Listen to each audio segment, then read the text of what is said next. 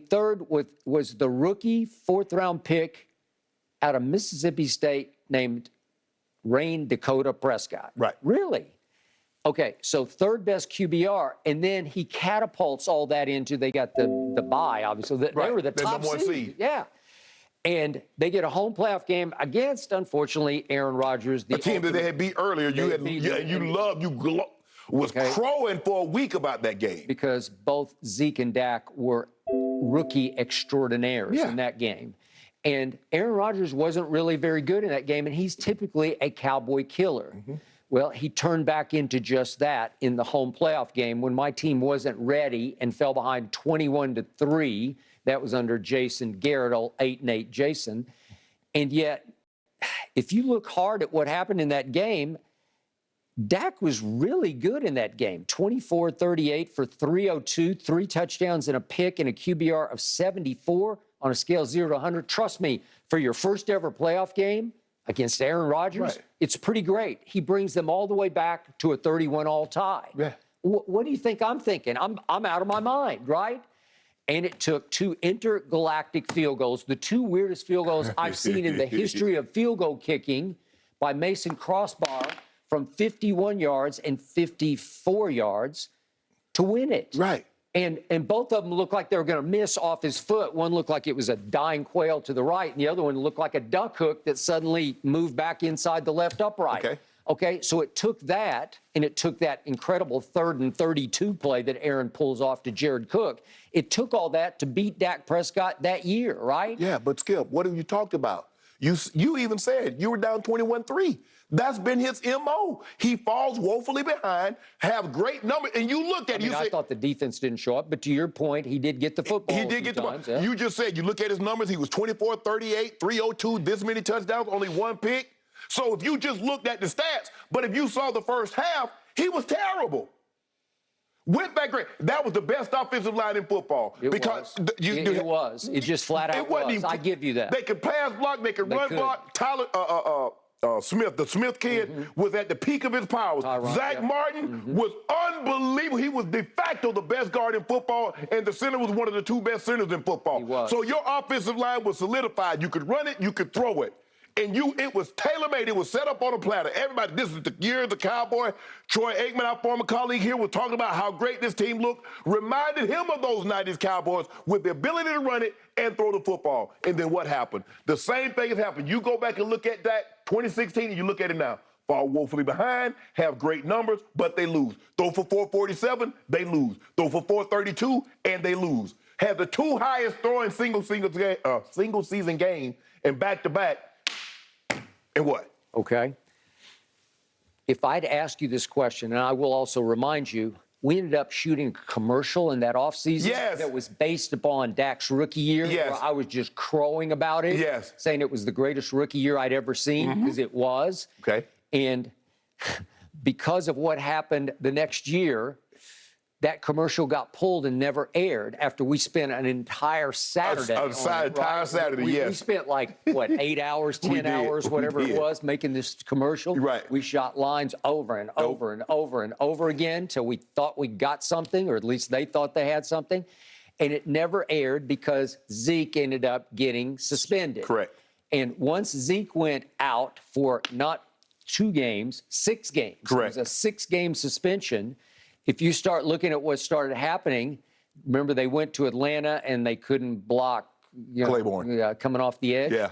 And Dak just got annihilated in that game. So they lose that game, and then here we go, and the QBRs go 14-20. Then he bounced back 60 and 89, wound up with 63. Anyway, he winds up for that stretch with a QBR of 49, which is 1 below average.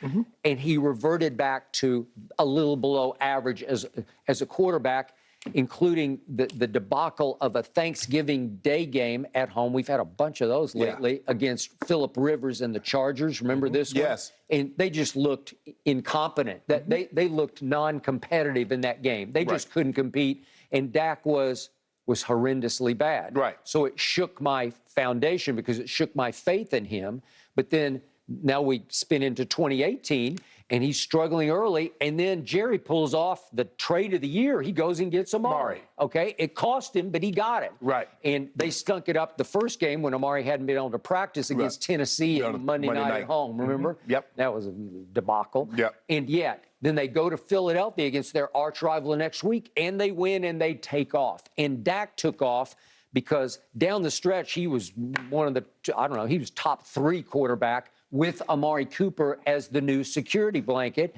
He beats Russell Wilson in a home playoff game, and then he played very well against the Rams in a game that they just couldn't stop the run in. So it was the defense's fault, but I thought Dak played well enough to win the game if he'd had a semblance of a defense. So my point is, with Amari, now he's flipped back into it. If we'd ranked him after that year ended, you would have at least put him in the top 10. You would have put him close to the top 5. Yeah, but those other guys weren't in the league. Kyler Murray and Lamar Jackson wasn't in the league at the time, Skip. Okay. And if you look at what Dak has had early in his career, he's always had a very solid offensive line. Now, it's not what it once was, but it's still a very, very good offensive line. They had a dominant run game his first 3 years. Now, they've kind of morphed away from that and become a passing team with the weapons that they put around him in the passing game. So it's not like Dak has had, bad players around him. He's had very good players around him. Okay. He hasn't been able to cash that in. At some point in time, Skip, you've got to be able to pay it off. You told me he's making $40 million.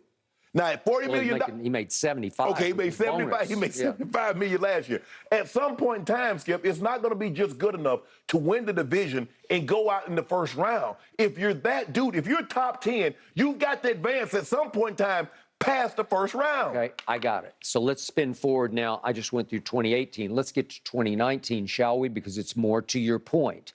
Speaking of getting the bag. Yes. Okay, so the first 3 games of 2019 are against what you called ultimately garbage teams. I told you that. And Dak put on a 4th of July fireworks display in September. Yeah, he put a clinic on. He led the league in QBR after 3 games, and Jerry thought he had a handshake, a verbal deal with Todd France, the fairly new agent at that point.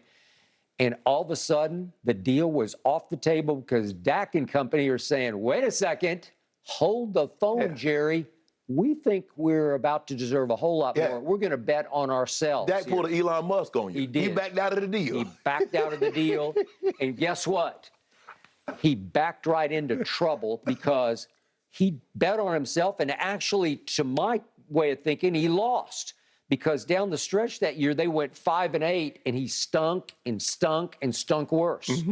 And yet, Jerry got backed into a contractual corner because there was no, well, the only way out was to cut bait. Yes. You're going to have to just cut bait. Brady was on the market. I kept saying, well, just go get Brady then. If you don't believe in this man to the tune of $75 million in the first year, go get somebody else or just start over, because don't throw good money after bad, which is what you're about to do if you don't believe. Right. Okay, since that point when they started 3-0 that year in 2019, just for the record, Dak's starting quarterback record since the 3-0 start in 2019 is 17-17. Now, that's not all his fault because he obviously needs the defense to play and people to play around him and the offensive line to not age quite as quickly as it did. But think about that. Since that first 3 games in 2019, he's 17-17. Well, now we're back to 4th-round pick play. Well, that's not top 10. No, well, it's definitely not top 10. Yet, and still, this is where you get tormented by this man. If we look at the totality of last season, obviously he got hurt the year before, so he only played 4 games, didn't finish the Giants game. But if we look at the totality, he did last year set the franchise record for touchdown passes. But how did he do it? Well, the final game was played at Philadelphia against virtually the practice squad. You're right. They played no one. No one. And he threw 5 touchdown passes in that game to get to 37, which ranked 4th in the league. And you look at just the step back from that is 37 is pretty great. It is.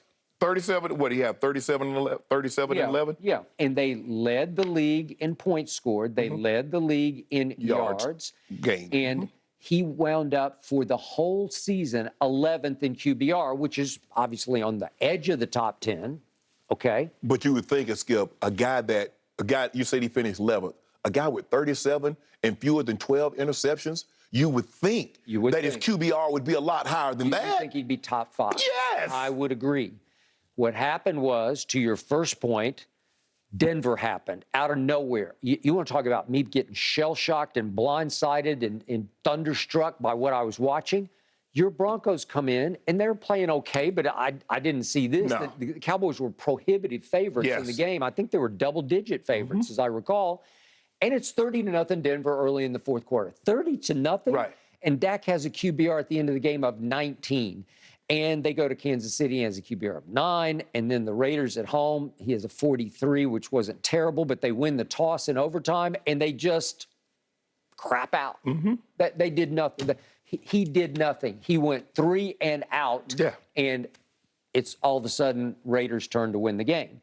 Then what do we have? He goes to Washington, and they managed to win the game. He had a QBR of 10. Yeah. And then the San Francisco playoff game, he's a QBR of 27. You can just see he's just tail spinning. He's nosediving to the finish line.